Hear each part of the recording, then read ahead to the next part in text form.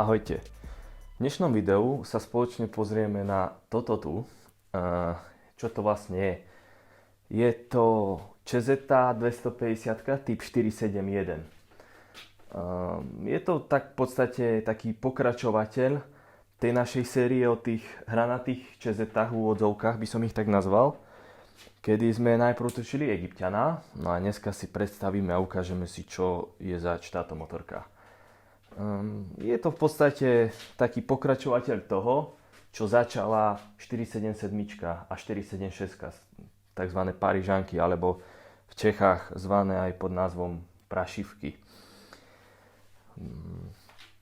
Jedná sa v podstate o motorku, ktorá vznikla akože nový model s použitím tej 477 a zakomponovaním nového typu, tak celkom nového typu motora na tú dobu. Toto tu konkrétne je naša motorka. V roku 2015 asi to bolo. Prešla, nie že kompletnou, ale prešla renováciou. Schválne nehovorím kompletnou, pretože renovovalo sa všetko na nej. Začínajúc kolesami, nové rafiky, nové špice, repas bubnov, tak ako ste to videli na 352. Opieskovanie, klampiarská robota sa robila, bolo tam toho dosť čo robiť. Striekanie podľa originál otieňa a nové chromy, nové výfuky a tak ďalej, ale motor ostal pôvodný, pretože nebolo treba na ňom robiť generálku, aspoň vtedy. Motorka po kúpe mala odhadom nejakých 8500 km. Teraz má presne nejakých 13 000.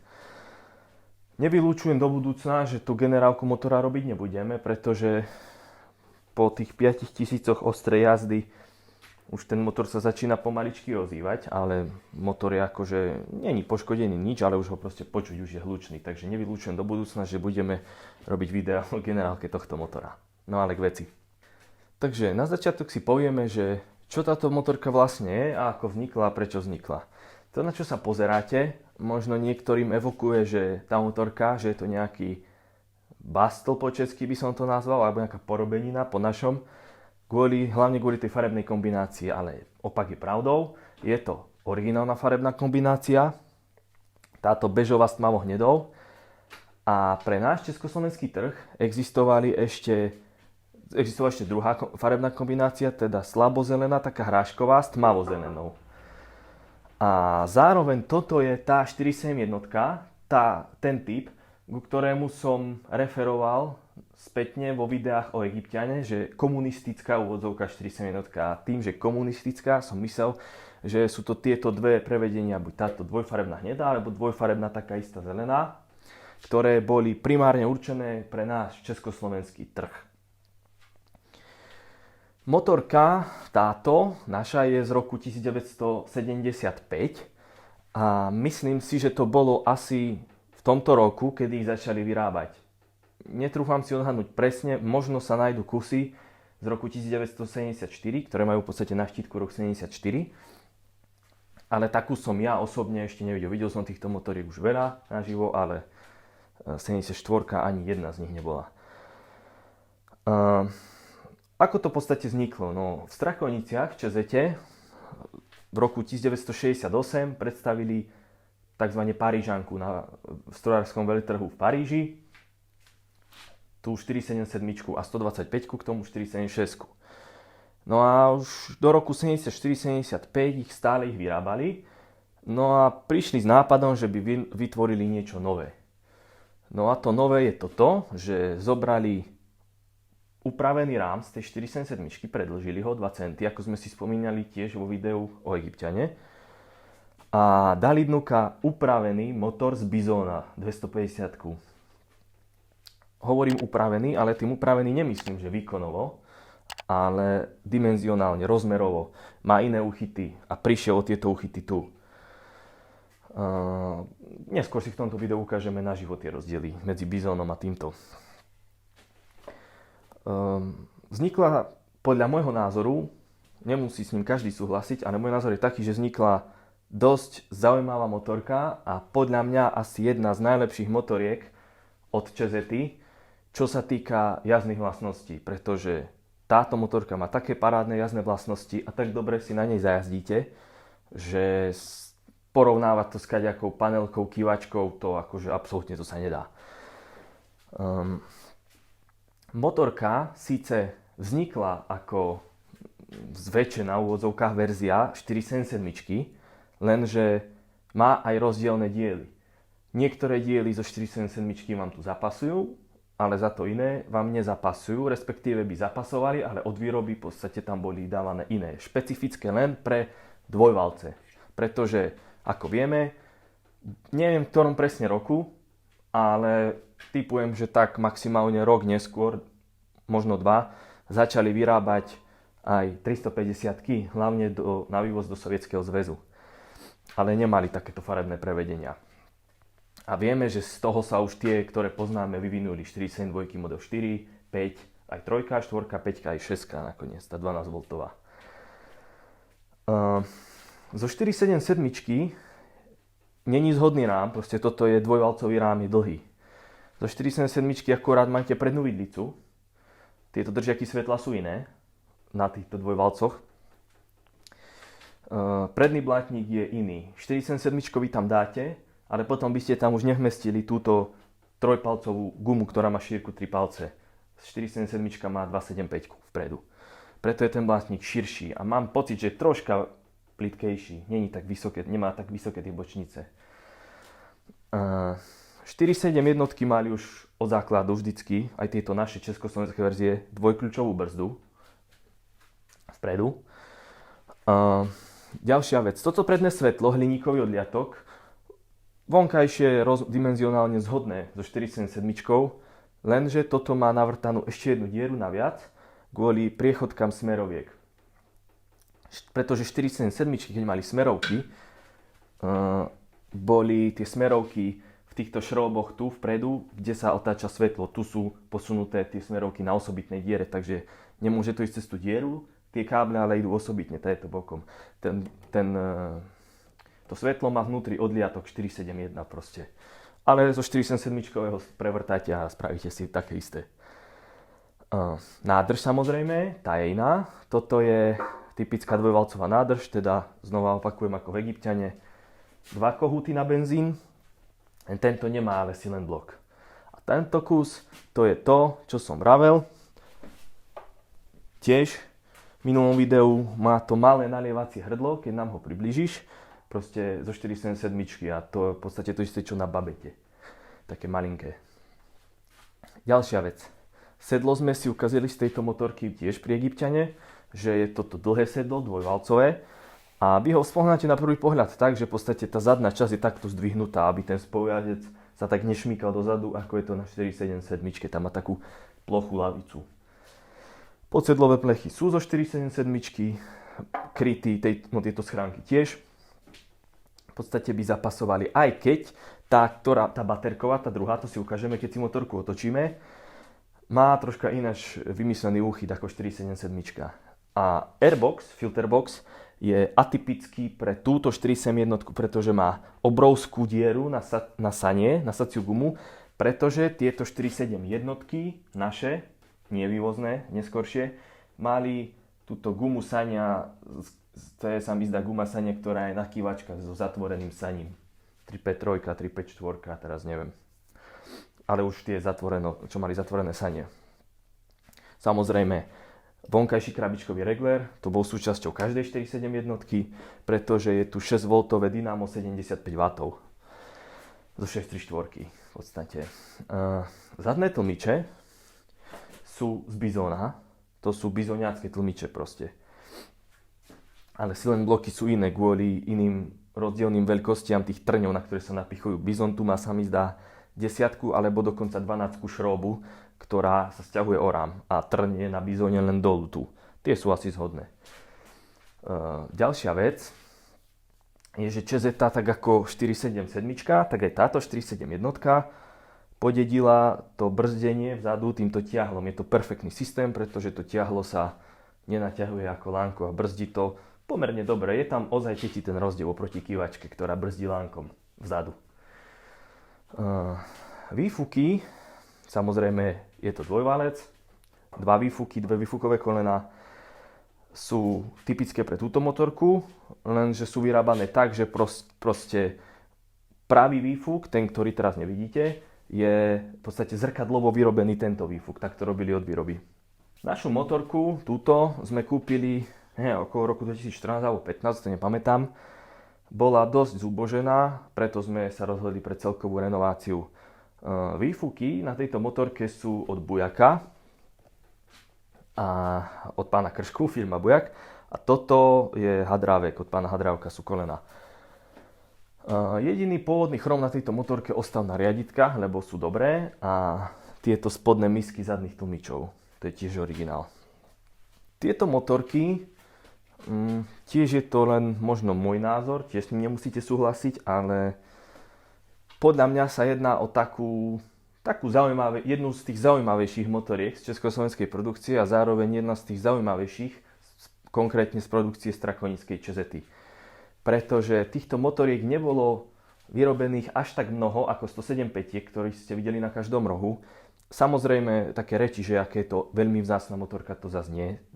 Normálne dajú sa kúpiť, aj v minulosti ich mali ľudia, len neboli v takých počtoch proste ako 477. Čo sa v minulosti týka toho používania, tak zo skúsenosti viem, že aj z rozprávania iných ľudí, tých, ktorí ich mali alebo v tej dobe zažili, že tieto motorky, neviem prečo, ale z obľubou ich nakupovali rôzne podniky ako služobné stroje, napríklad lesnícke podniky, lesácké závody, rôzne JRDčka, teda rolnícke družstvá, v Čechách JZD, a horári ich tiež mali spolu aj so 477. Čo sa týka tohto motora, tak si to ukážeme, tie rozdiely hneď. Veľakrát sa na internete stretnete s tým na rôznych fórach, keď sa baví niekto o tejto motorke, že je tam motor z Bizona, hento tamto, ale motor z Bizona tam nie je, pretože ten motor, to je 4.7 jednotkový motor, ktorý je proste konkrétne do tejto motorky pasuje. Bizoniacký motor je iný, má iné rozmery, v podstate nie tie fyzické rozmery, ale tie rozmery tých uchytení, úplne je to inakšie, to si hneď ideme teraz ukázať. Označenie motora na 4.7 jednotke je 623, tak ako na Bizone bez Oilmastera. Ale toto je 623-4 motor. Taký rozdiel oproti Bizonu, asi ten prvý, sú samozrejme, ako som spomenul, tie bloky nemajú tu tie ušká a zadné uchytenie sú užšie oproti tým javáckým. Ten Bizon má také široké, ja vám ho hneď sem ten motor dám, aby sme si to mohli pozrieť. Toto tu je proste motor z Bizona, hej, je to 350-ka. Pôvodne je to 250-ka, 623, tak to znamená, že je to Bizon, ktorý od výroby nemal Allmaster, oddelené mazanie, 623. Ak motory Bizon, alebo ak boli Bizony s Allmasterom, teda s oddeleným mazaním, mali označenie motora, bolo 624 u 250-ky a u 350-ky Bizona bez Allmastera 633, s Oilmasterom 634, v podstate označenie motora. Ešte dávno predtým, než existovala kadejaká Java 634. Takže asi toľko k tomu. No ale našou hlavným cieľom je ukázať vám tie rozdiely.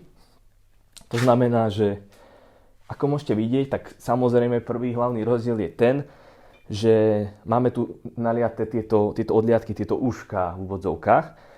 Keďže vieme, že v Bizone je ten chrbticový rám takto, a ten motor v ňom visí, kdežto v Čezete, klasickom, zatvorenom tomto ráme, popod, ten motor leží. Takže on je na Bizone chytený tu. No a zadné uloženia, ako máte možnosť vidieť, je takéto široké. V podstate, no proste to si nemôžete pomýliť, to by ste museli byť úplne slepí. Proste čezetiacké sú takéto asi úzke a bizoniacké sú široké. A to isté, spodné držiaky sú takto isto široké tu na Bizone. Keď si to otočíme, tu je odlomené to uško, ale takéto je to široké a na Čezete vzadu je to široké asi len takto. Teraz nehľadíme na to, že ten Bizon, hej, nemá originálne hlavy. To nie sú bizoniacké hlavy, ale to proste tak je na tomto kuse. No, čo sa týka vnútorných rozmerov, tak tiež, teda nie že rozmerov, ale odlišnosti, pardon, tak to není tiež také jednoduché a rovnaké. 4.7 jednotka, keďže vyšla neskôr, začala sa vyrávať neskôr ako Bizon, tak v ČZT spravili tú úpravu, že je tam primárna reťazka, je duplex, to znamená, že je dvojitá, tak ako to poznáte zo 6.4 napríklad. Bizóny mali iba jednoduchú reťazku. Možno už ku koncu výroby mali dve, ale tak neviem, Bizon ku koncu výroby motor som ešte nevidel, takže neviem to s určitosťou potvrdiť.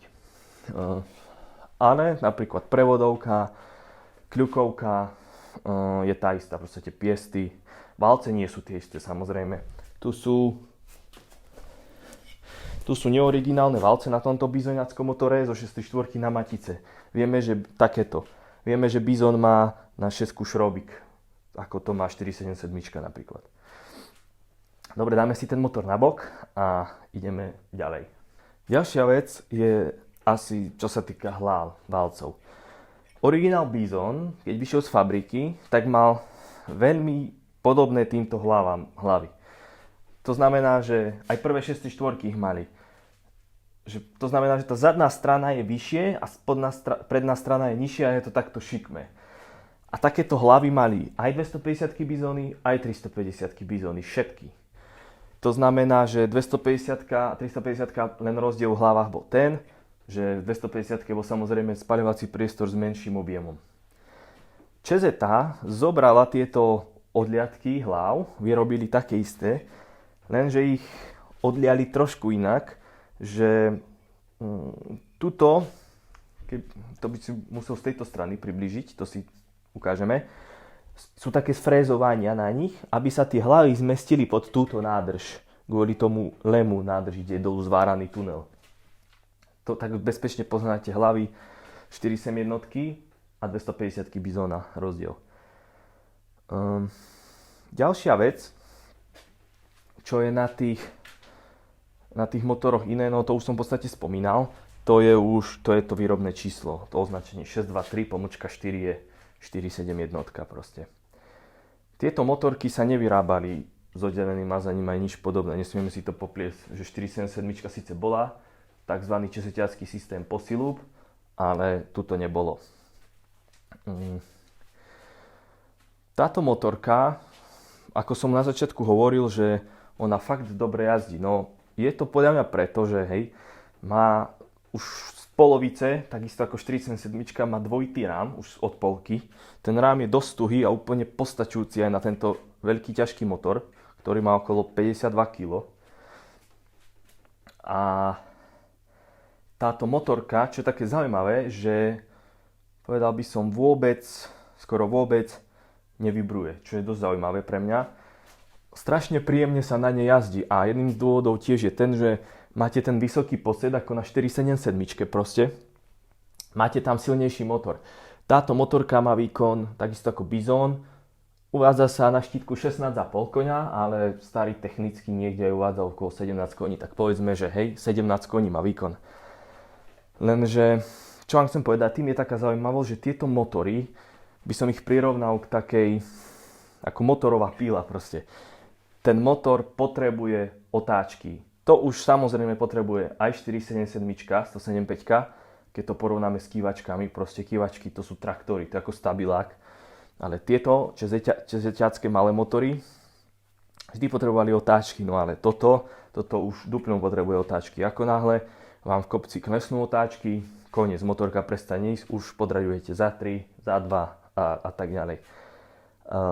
Ale ak tie otáčky držíte, tá motorka jazdí úplne luxusne. Maximálna rýchlosť podľa návodu je okolo 105 km za hodinu. Dôvodom je to, že použili 15-zubové sekundárne záberové koliesko, aby dorovnali to, že motorka 250 nemá taký krutiaci moment ako 350, keď sa bavíme o dvojvalcoch. Tieto 250 dvojvalcové majú 23 Nm, asi skoro už pri 6000 otáčkach mám taký pocit. Takže tým aj vidíte, že to je ozaj píla. Ale motorka fakt nemá vibrácie, jazdí sa s ňou skutočne nádherne. Tak motorku sme si obrátili na druhú stranu. Ako môžete vidieť, v podstate tí, čo poznáte 477, tak je to v podstate skoro to isté z tejto strany tiež. Pár výnimiek sa samozrejme nájde. Už ako sme vo videu o Egypťane hovorili, aj ukazovali, kryt reťaze asi hneď prvý udre do očí. 471 mali vždy celo zakrytovaný kryt reťaze a bol tam tento špeciálny atypický kryt reťaze, v ktorom som sa zmienil aj v minulom videu. Ukazoval som vám opieskovaný kryt reťaze z novšej, to bol z 350 model 472 model 4, ktorý mal to revízne okienko na kontrolu napnutia reťazky tu a dolu mal zablendovanú iba predlisok. No a táto zase nemá hore, ale má dolu. Neuvidíte to, pretože to výfuch zakrýva a hneď aj rozumiete, prečo to zmenili, keďže sa tam úplne ťažko dalo dostať. Táto motorka, ak vidíte aj túto nálepku, že KO, tak táto motorka bola na KOčke naša. V podstate jedná sa o našu úplne prvú motorku, keď sme začali s veteránmi. A zároveň to bola aj naša prvá taká poriadna už renovácia. A vyskytli sa samozrejme nejaké problémy. Ten problém s tou KOčkou bol ten, že motorka, už ako ju vyrobili, tak bola v týchto farbách pôvodne. My sme ju znova dali do tých istých farieb, ale v technickom, už od roku 1975, ako ju vyrobili, nejaký úradník spravil chybu na dopravnom inšpektoráte a keď zapisovali farbu, tak tam napísali proste červenú ako Java. Takže musela ísť motorka na KOčku, aj keď odtiene farieb sa nemenili. A tým pádom nám to tu takto nádherne polepili nálepkami z KOčky. No a to proste, to je to, o čom som vravil vo videách o veteránskych značkách, že proste v podstate veteráni sú v tomto lepšie. No. Táto motorka má biele značky.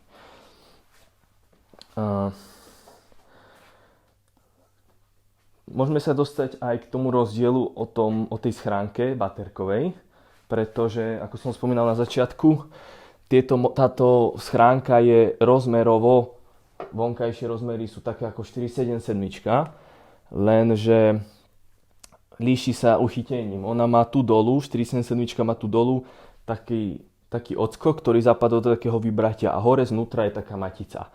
Tá matica aj tu hore znútra, len dole tu drží 6 skrutka na rozdiel od tých vybratí. To je proste 471. Klaxon bol na 471 riešený práve takouto chromovou objímkou a bol vždy tu, kdežto na 477 boli klaxony pod nádržou v tuneli skryté vedľa indučky. Tu by sa nezmestil, keďže sú tu indukčné cievky dve. Čo sa ešte odlišnosti týka, tak by som rád podotkol fakt, že zadný blatník je zo 477 spolu s zadným svetlom aj typ prachovky je rovnaký, aký sa používal na 477. Zároveň sa tu montovala aj tá krátka asi 30 cm pumpa, túto popod sedlo, čo ide. My ju nemáme, žiaľ. Čo sa týka motora, ešte som zabudol povedať, že keďže sa jedná o 250, ktorá vychádza z Bizona, tak povedal som ten rozdiel, že tam je duplex reťaz, teda dvojita, a Bizony mali jednoduchú, iba jednoradovú. Ale rozdiely sú tým pádom aj v spojkových košoch, keďže vieme, že 250, či už je to Bizon alebo 471, mali, keď boli 250 dvojvalce, mali o 1/3 a 1 medzilamelu železnú menej než 350. Tým pádom výška tých spojkových košov je nižšia na 250. Lenže keďže sa jedná o dvojitú reťaz, takže sa stretávame v podstate s typmi spojkových košov, ktoré sú nízky s dvoma radami zubov, to je na toto 250. Vysoký, v podstate ten široký s dvoma radami zubov, to je 634, potom aj 640 sa k ním naspäť vrátila, ten je najrozšírenejší. Ale potom máme nízky s jednou radou zubov, to je Bizon, a v podstate 350 Bizon má z panelky, z klasickej 350 alebo aj z 250, to je jedno, spojkový koš, keďže má len jednu radu zubov. Ešte by som upozornil na jeden fakt, ak si to niekto z vás všimol. Smerovky na tejto motorke sú chromové tu, na našej.